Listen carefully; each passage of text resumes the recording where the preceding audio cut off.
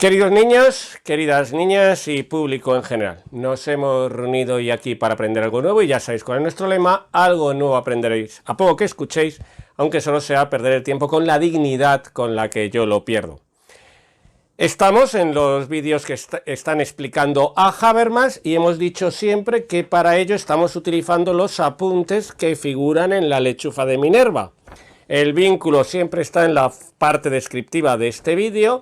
Allí se puede descargar gratuitamente y de forma totalmente libre y lo estamos explicando de acuerdo a estos apuntes. El otro día, en el vídeo anterior, estuvimos viendo los 3 primeros párrafos. Hoy lo que vamos a hacer es ver los 2 siguientes. Y, como siempre, vamos a hacer un breve resumen de lo que estuvimos viendo en el vídeo anterior. Estuvimos viendo que el interés de Habermas era estudiar el conocimiento. Esto era el interés que tenía Habermas. Y este conocimiento él lo quería estudiar porque era la forma en la cual se desarrollaba lógicamente la racionalidad. Así pues, Habermas quería hacer un estudio de la racionalidad y para ello hacía un estudio del conocimiento. Y pretendía ser un estudio, decíamos, reflexivo, es decir, analizar qué es cómo funciona, y crítico, es decir, también darse cuenta de que igual se está utilizando erróneamente este sistema. Habermas decía que el conocimiento, la racionalidad, habían surgido 3 tipos de conocimientos de acuerdo al interés representado. Habíamos dicho que había un interés que en primer lugar podíamos llamar técnico, característico al principio de las ciencias naturales, un interés práctico que era el característico de las ciencias sociales. En el técnico se buscaba manipular, se buscaba dominar, se buscaba predecir y controlar. En el práctico intentábamos ya algo distinto, que era comprender la realidad, comprender en concreto, mientras que en el técnico era la naturaleza, el mundo natural, en el práctico la sociedad. Y había un tercer interés que Habermas llamaba interés emancipatorio, que era ya cuando ese conocimiento, esa racionalidad, lo que buscaba no solamente ya era predecir, conocer, analizar, reflexionar, sino además liberar, sino además el qué, estudiar la realidad social y ver qué condiciones existen en ella que están subyugando, que están dominando a los seres humanos. ¿Qué es lo que ocurría en la época actual?, decía Habermas. Bueno, pues en la época actual, decía Habermas, había ocurrido lo siguiente, que el interés técnico se había impuesto. Y entonces, de este interés técnico, había surgido toda una serie de conocimientos de ciencias que lo que intentaban era dominar a los seres humanos. Y contra eso, Habermas se revela y dice, bueno, es que resulta que nos están convirtiendo ¿en qué? Nos están convirtiendo en objetos.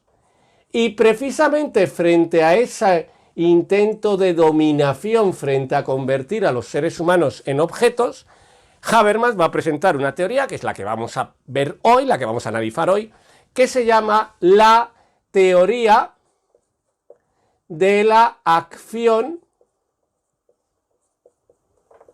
comunicativa, que va a ser aquella que Habermas va a enfrentar a este proceso de dominación que se está dando en el mundo actual. Y hoy lo que vamos a ver es esta teoría, precisamente, la teoría de la acción comunicativa.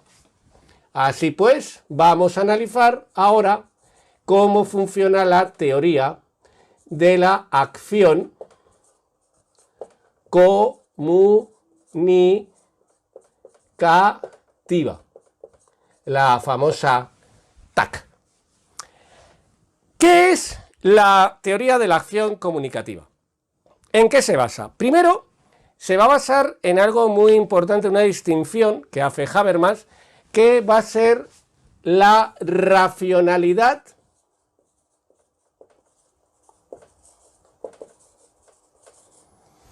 estábamos viendo cómo le interesaba analizar la racionalidad a Habermas, comunicativa,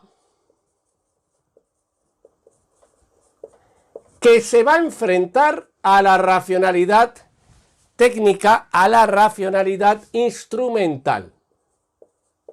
La racionalidad instrumental, la racionalidad técnica. Recordemos, la racionalidad instrumental técnica es la que se aplica en las sociedades actuales y busca la dominación de los seres humanos y convertirlos en objetos. Frente a esa, Habermas va a decir, no, yo voy a defender una racionalidad comunicativa.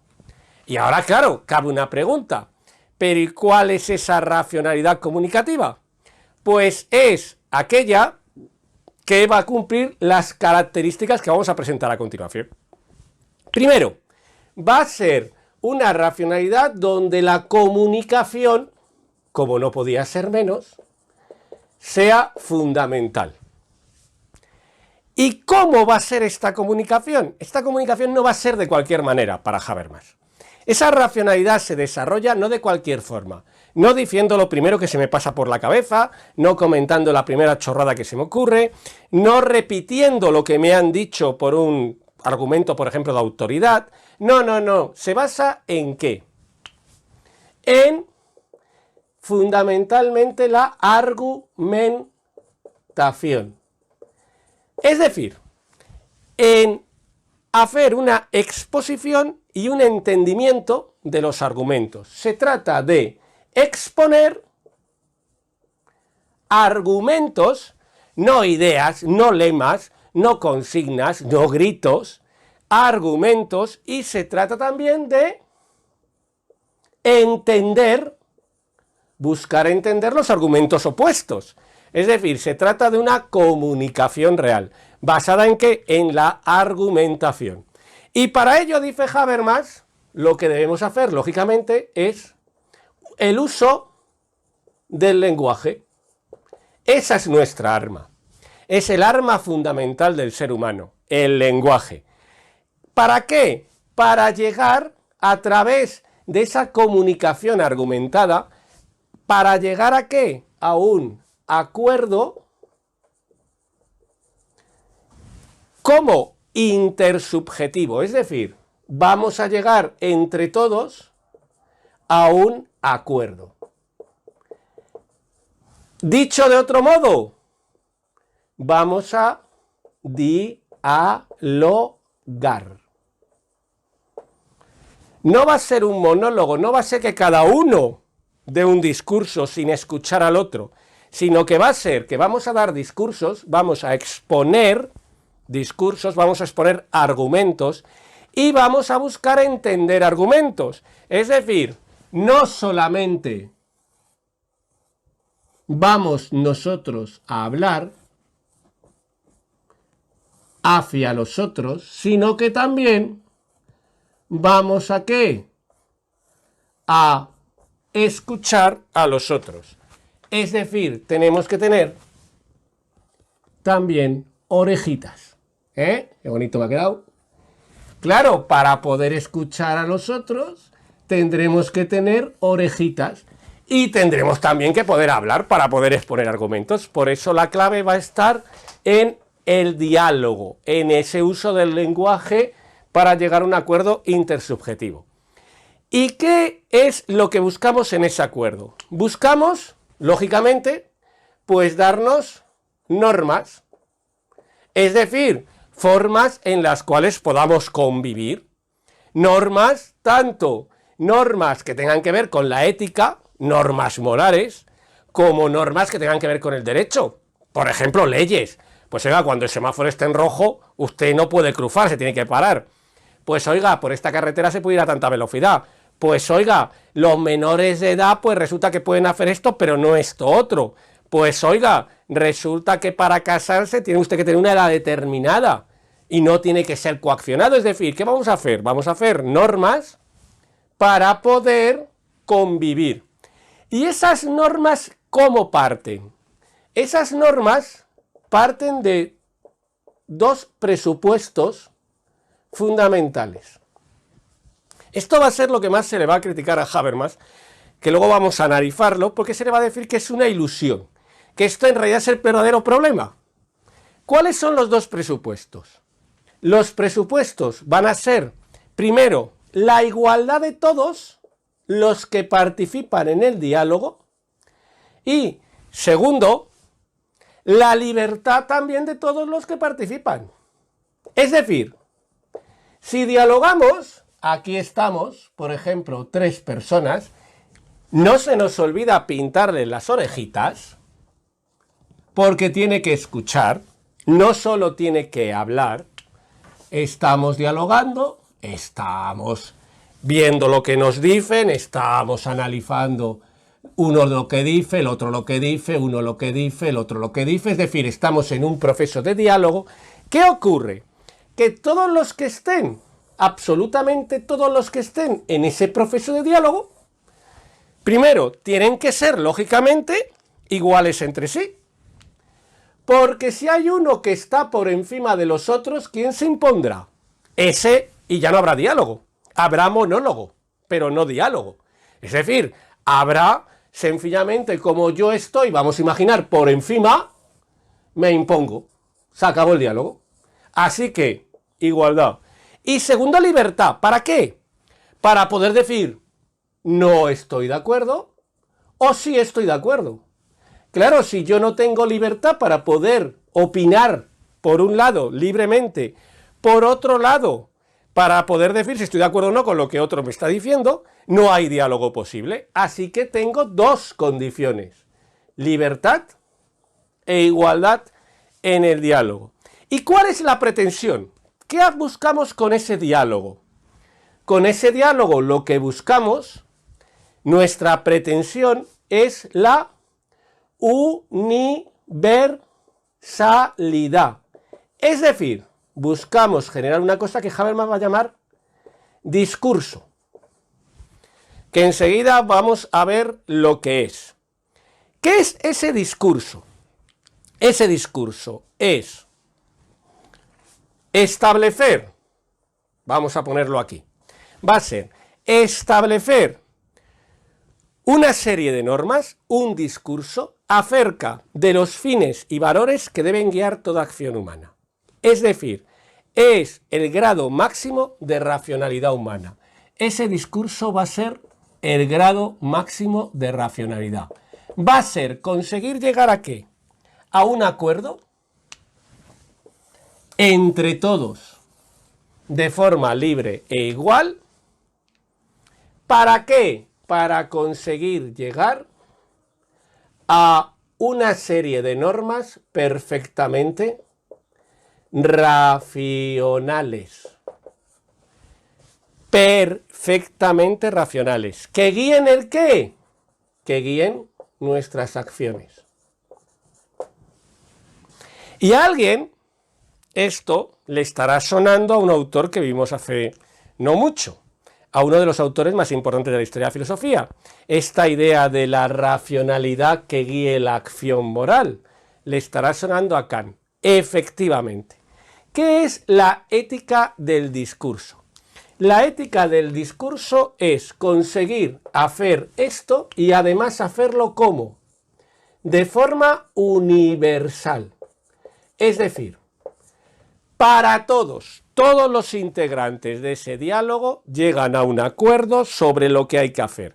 Y lo que hay que hacer consideran que debe hacerlo no solo ellos, no solo a mí porque me interesa, sino cualquier otro ser racional.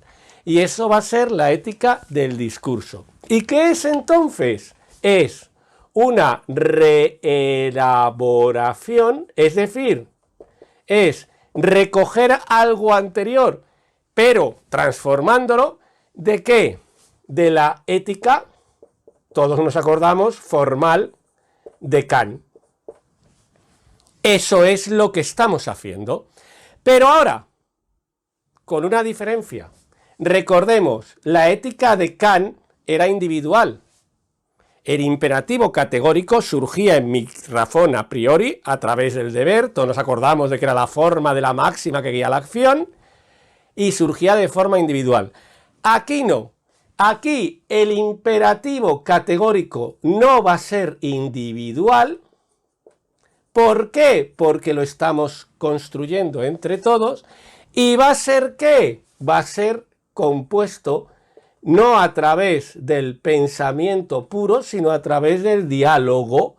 Estoy dialogando para llegar ¿a qué? A una norma que yo pueda decir que es universal. ¿Qué intento? Que todos los que están aquí, todos, participen, ya lo sabemos, de forma libre e igual en el diálogo y lleguen a una norma universal y racional que les permita realizar su acción. Por lo tanto, ¿qué tengo aquí? Aquí, lógicamente, por lo tanto, si estoy buscando todo esto, este diálogo, estas normas, esta universalidad, lo que tengo es una, dice Habermas, teoría consensual del bien. Una teoría, porque es una reflexión. No hemos impuesto nada, no hemos dicho esto es así porque sí. No hemos dicho, venga, nos da igual. No, no, no. Hemos dialogado, hemos reflexionado. Primero, una teoría consensual. ¿Por qué? Porque lo hemos hecho a través del diálogo. ¿Qué es lo que hemos hecho? Hemos discutido, hemos hablado, hemos dialogado, hemos argumentado. Y además, ¿qué hemos hecho? En el diálogo, cada uno hemos expuesto nuestro interés. Claro, porque los intereses no son iguales, dice Habermas. Es que usted tiene derecho a tener un interés. Es decir, el interés, por ejemplo, de los alumnos es sacar la mejor nota posible. Y tienen derecho a ello, a tener el interés cuidado. Mi interés, por ejemplo, es intentar evaluar de la forma más justa posible y tengo derecho a ello, a tener mi interés. ¿Qué tendremos que hacer entonces? Dice Habermas. Tendremos que, dialogando, construir una teoría, reflexionando, entre todos, que todos estemos de acuerdo, consensual, pero ojo, del bien, es decir, que sea moralmente buena, que sea ¿qué? Universal para todos, que nuestro interés, digámoslo así, no nos nuble. Así que, ¿qué es lo que buscamos entonces? Esa teoría, y esa teoría tiene una serie de características, dice Habermas, unas características muy sencillas, dice, van a ser fundamentales 3 características para tener esta teoría consensual del bien, para conseguir llegar a ese discurso universal, a esas normas que todos admitamos y que creamos además que son el máximo de la racionalidad. Va a haber 3. La primera norma, la primera característica, que todos